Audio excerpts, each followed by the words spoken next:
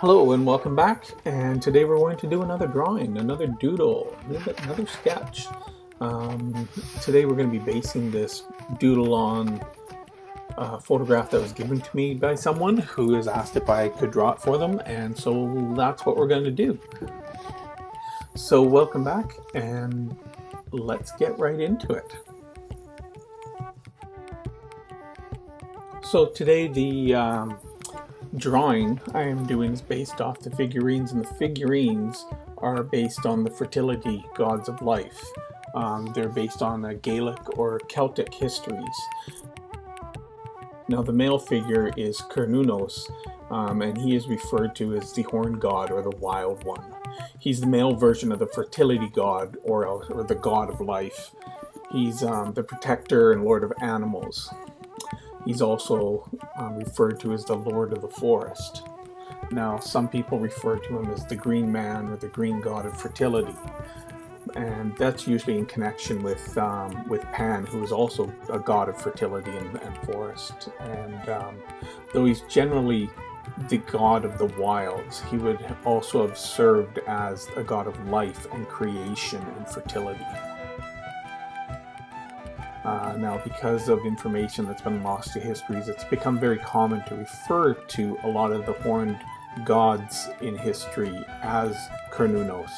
A lot of what we know of the gods has been lost to time, so we generally assign his name to a lot of or any of the forest gods and gods with horns that are, representations of forests. So they all tend to refer to him as Cernunnos. And if you look on the internet and search his name, you'll find all kinds of paintings and sculptures of him through history. They all look very similar in their depictions, so they're all closely related. I'd also like to mention that because of his horns, and he's often depicted with an erect phallus, a lot of the Christians and fundamentalists have also associated him with Satan or the devil, but this is completely untrue and unfactual. In fact, he represents birth and rebirth of life, and he's not related to devil worship of any kind. A lot of this is the result of 19th century paintings of Satan being depicted with ram-like horns, which are similar to Cernunnos.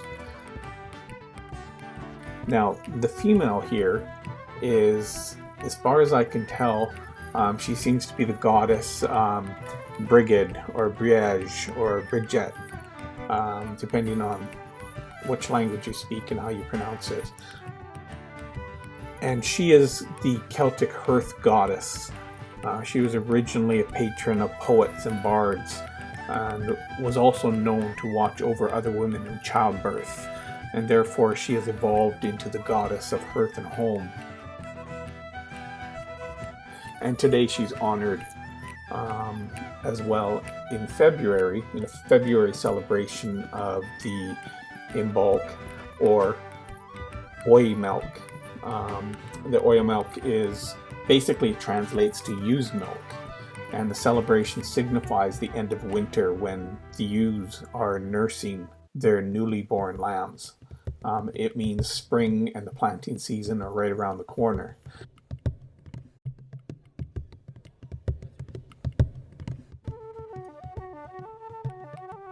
Now, the Oimelc falls on February 2nd and is the celebration of the goddess Brighid, who appears as Saint Brighid in the Christian faith, and also the namesake of what gives us Saint Brigid's Day. Today there are many churches around the world which bear the name of Saint Brighid of Kildare, and that's sort of the history of where she comes from. She has also two sisters who are also named Brighid, and were associated with the healing and crafts. The three sisters all have the same name and were typically treated as three aspects of the same goddess.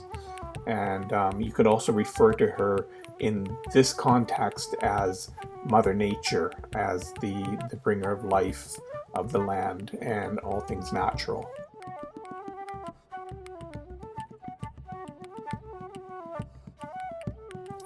The story of the relationship between Cernunnos and Brighid tell us of the cycle of seasons, and it follows the relationship between the horned god Cernunnos and the goddess, and it tells of how that during the fall the horned god dies as the vegetation and land go dormant, and Cernunnos goes back to the land.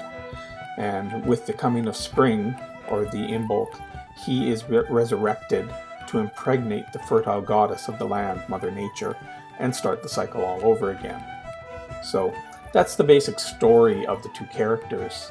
Now, with all that being said, I also have to mention that from what I've read, this relationship between Cernunnos and the goddess is a relatively newer neo-pagan concept, and there is no real scholarly evidence to indicate that the ancient peoples might have celebrated this marriage between the horned god and the mother goddess. But it has come out that this is the general story of how people are accepting it today in histories, or the beliefs and how they tell and retell the stories.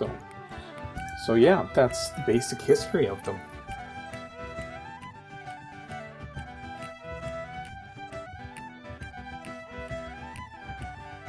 Now, as I continue to draw this, I'm obviously putting on my own creative stylings onto the way I draw it, but at the same time I'm actually still being very true to the source material that was given to me, as that was the request.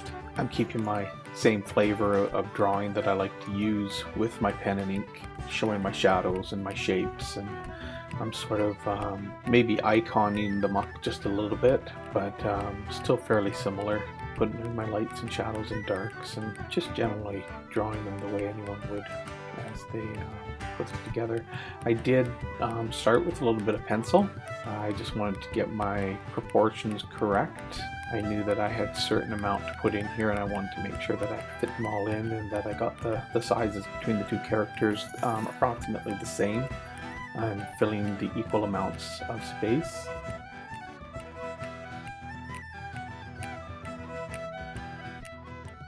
Of course, here I'm drawing in a frame and everything, and I kind of mess it up a little bit. I got my measurements a little bit wrong, but in the end I make some adjustments, and it all seems to work out just fine, including adding a little bit more room to the top of the image as well, because it kind of cuts down a little bit sharp towards the top of their heads. So you'll see it in the final drawing at the end, how it's a little bit higher above their heads, just to give some space so it doesn't look like it's closing in on them at the top. It's really good. I'm actually using two different types of pen here. I'm throwing in a little bit for the darker edges. I've used a thicker pen just to try and get that darkness to the edges.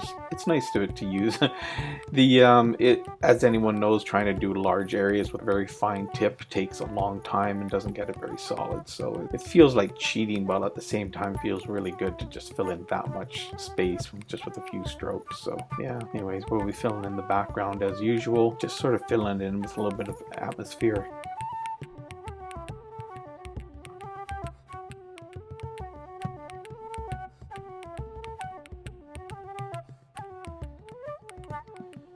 Thank you for joining me today, and I hope you enjoyed the drawing. If you like this, please feel free to share it with other people and post it wherever you'd like. I'm trying to get to the point of where I can start live streaming some of these drawings, but it's going to take a lot more subscriptions. So if you're able to do that for me, that would be great. No pressure, but it would really help me out.